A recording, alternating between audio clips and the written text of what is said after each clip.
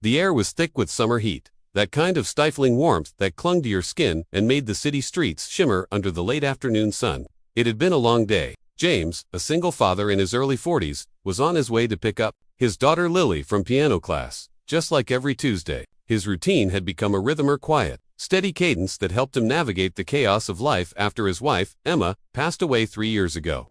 Raising Lily alone hadn't been easy, but he'd made a promise to her, and to himself, that he'd always show up, no matter what. He parked his aging silver SUV outside the music school, checking his phone. One missed call from his boss, a reminder that deadlines were looming. But none of that mattered when he saw Lily's bright face. Through the glass door of the building, she ran toward him, backpack bouncing, her little fingers wrapped tightly around her music sheets. James smiled. "Hey superstar," he said as he opened the car door for her. "Daddy, I got the hard part right this time," she exclaimed proudly. Mrs. Keller even clapped. He gave her a high five as she jumped into the passenger seat.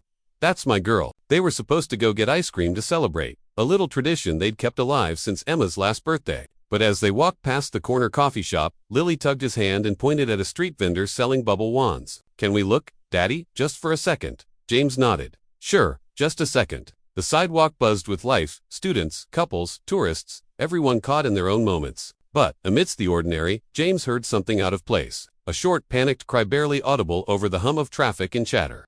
He turned his head slightly. Nothing, but then it came again. Not loud, but sharp like a plea swallowed. "By fear, Dottie?" Lily asked, sensing something had shifted in his mood. James crouched beside her, his tone serious but calm. "Sweetheart, I need you to stay right here by this vendor. Okay? Don't move, no matter what. Keep holding your sheet music, I'll be right back." Lily's smile faded into a confused stare. "Okay," she whispered, tightening her grip. James stepped away, his eyes scanning the street, ears tuned to the faint sound. He followed it, each step faster than the last. As he approached a narrow alley between the coffee shop and a rundown pharmacy, the noise became clear: a struggle, a sharp scuffle, and then, "Let go of me." The alley was dim, a sharp contrast to the bright street.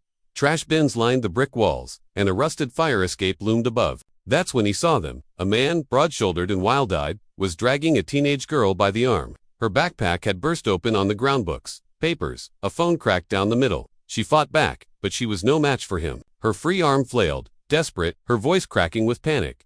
James didn't think. He didn't calculate risk or outcome. In that moment, instinct overrode logic. That girl could have been anyone's daughter, could have been Emily, his little sister, could have been Lily. He charged forward with a kind of primal speed, his footsteps echoing in the alley. "Hey!" he shouted, his voice thunderous. The man barely turned before James threw a punch that landed hard on his jaw. The force sent the man stumbling backward into a wall. Stunned, the girl collapsed to her knees, shaking. "Don't you touch her again," James growled, standing over the man, fists clenched.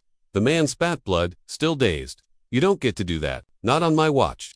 By then, a few passers-by had gathered at the mouth of the alley.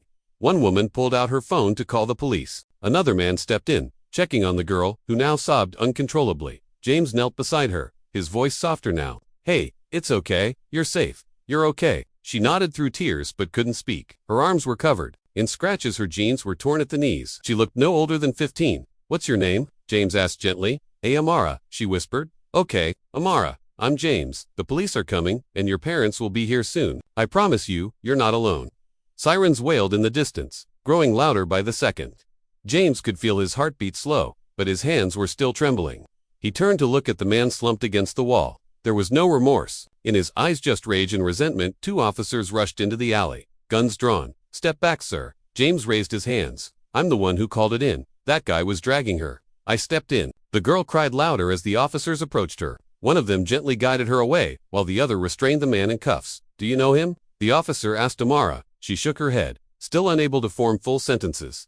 He followed me. From the bus stop, I tried to get away. He grabbed me." The officers exchanged a quick glance before hauling the man to his feet. One of them radioed for backup. James stood there, still processing. A medic checked Amara over, while another officer took his statement. He explained everything: how he heard the scream, how he reacted, how he couldn't just walk away. "He punched him," the officer asked, pen hovering. "I didn't wait for him to hurt her more," James replied, jaw tight. "I did what any father would do." The officer didn't argue. A few minutes later, Amara's parents arrived. Her mother nearly collapsed when she saw her daughter wrapped in a foil blanket, crying but alive. "Oh my God, baby," she gasped, pulling her close. "Are you hurt? Are you okay?" Amara pointed at James. He saved me." Her father, a man in his early 50s, approached James and shook his hand with both of his own. "I don't know how to thank you. You didn't have to." "Yes, I did," James interrupted. "She could have been mine." The man nodded, eyes misty. "You're a good man. I just didn't want to regret walking away," James said quietly, walked back to the street, where Lily still stood near the vendor, clutching her sheet music like a shield. When she saw him, her face lit up, but she could tell something heavy had happened. "Are you okay, Daddy?" she asked, reaching for his hand. "I am now," he replied, picking her up and holding her close. "Let's go home." They didn't talk much on the way back. Lily sat quietly in the back seat, looking out the window. She wasn't old enough to understand everything, but she sensed her dad had done something important, something brave. That night, James sat alone on the porch. While Lily slept upstairs, he kept replaying the scene in his head, the scream, the fear in Amara's eyes, the sickening thud of his fist meeting the man's face. He didn't regret it, but it left a mark deeper than bruised knuckles. It reminded him of something he'd buried long ago. His younger sister, Emily. She had been just 12 when it started. A group of boys from their school older, cruel, used to follow her after class. Nothing overt at first, whispers, laughs, then pushing. Then a time James remembered too well. He saw them surround her behind the school gym. He didn't act. He froze. He was just a scared kid himself. Emily never talked about it, but she changed. She withdrew, started wearing oversized clothes, and eventually begged their parents to change schools. James never forgave himself for not stepping in. Tonight, he'd redeemed a piece of himself. As he stared into the night, his phone buzzed. A notification. Someone had posted the video online. A bystander had caught it. All the girl being pulled, James running in, the punch, the comfort afterward. The caption read, "Single dad sees girl being dragged, he punched. First, asked later." The views were climbing fast. James sighed. He hadn't done it for recognition. He didn't care for viral fame. But if the video helped one person step up, one person pay attention, then maybe it was worth it. He walked to Lily's room, peeking. In, she was asleep. The following days passed like a blur. News stations picked up the footage of James stepping in to save Amara. Social media feeds overflowed with praise, calling him a hero. Some called for him to receive a bravery award, while others just thanked him for doing what so many wouldn't. Strangers stopped him on the street. Neighbors he'd never spoken to waved from across their lawns.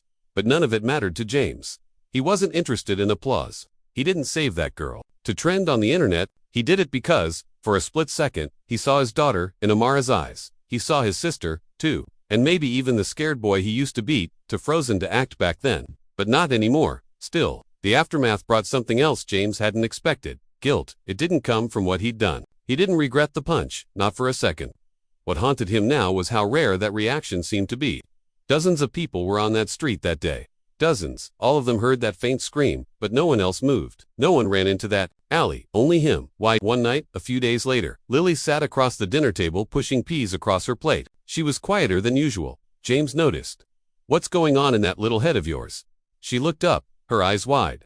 "My friend Maddie said you were on TikTok." James chuckled. "Yeah, I heard. She said you beat up a bad guy." He leaned in, serious now. "Do you think that's a bad thing?" "No," she said slowly. "But, what if he had a knife? Or a gun? Would you still do it?" The question hit James in a way he hadn't expected. She wasn't asking if what he did was right. She was asking if it was worth it. He didn't respond right away. He put down his fork and took a breath.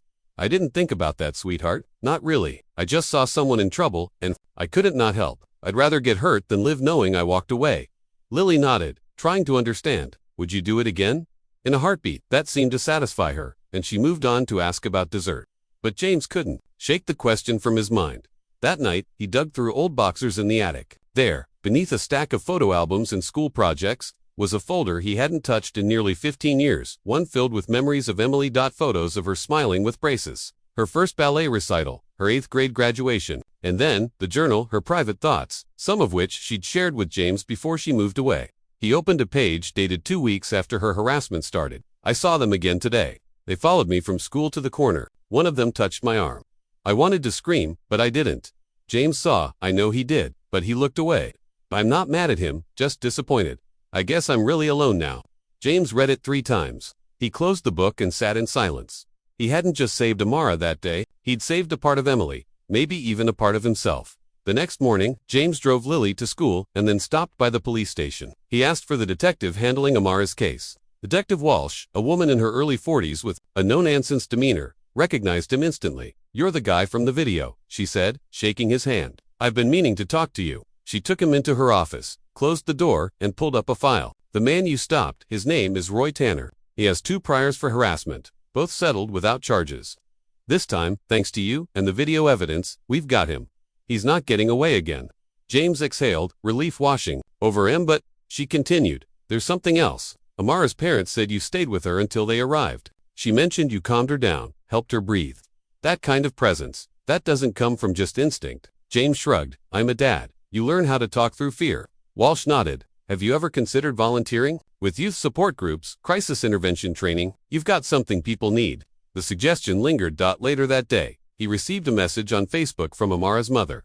It was long, emotional, filled with gratitude. At the end was a line that stuck with him. You gave our daughter a reason to believe that the world still has good people in it. That night, he filled out a volunteer application for a local nonprofit that worked with teenage assault victims and their families. Weeks passed. James became a quiet fixture at the support group. He didn't talk much at first, just listened. He watched teenage girls open up about fears they were forced to carry too young.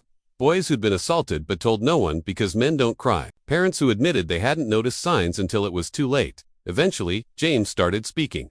Not as a counselor, not as a savior, just as a father who saw something and chose not to look away. He told them about Emily, about the guilt, about the promise he made that he wouldn't stay silent again. One evening after a session, Amara approached him. It was the first time they'd seen each other since that day in the alley. She looked healthier, stronger. Hi, she said softly. Hey, Amara. She pulled something from her backpack. A small notebook, worn at the edges. I've been writing. The counselor said it helps. James nodded. Writing saved me too. She handed him a folded page. Can I read it to you? He smiled. I'd be honored. She unfolded the paper and read. I thought I was going to disappear that day. I thought no one would help. But someone did. He didn't know me. He didn't even ask questions. He just ran toward the danger. And because of him, I learned that not all men are monsters. Some are fathers. Some are protectors. Some fight for people they've never met. And sometimes, all it takes is one person to remind you you're worth saving. James didn't say anything at first. His throat tightened. He placed a hand on her shoulder. You're brave, Amara. I only helped. You did the rest. She smiled. I'm thinking about becoming a counselor someday. Maybe help girls like me. I think you'd be amazing at that, James said. Months went by. The media attention faded. The video became another archived memory of the internet. But the real impact remained in quiet corners, therapy rooms, classrooms, and the changed lives of the people James now met every week. One day, Lily came home from school with a drawing. It showed a caped figure, fists raised, standing in front of a small girl being pulled by a shadowy figure. The words above said, "My dad is my hero." He hung it on the fridge. James never called himself a hero. He didn't want that title. To him, he was just a man who made the choice that others didn't. But when he looked at Lily, or heard Amara speak, or watched a broken parent find the words to finally apologize to their child, he understood. Courage isn't loud. It isn't about going viral or throwing punches. It's about showing up, about refusing to turn away, about becoming the person your younger self needed. And if that made him a hero in someone's eyes, then maybe that was enough.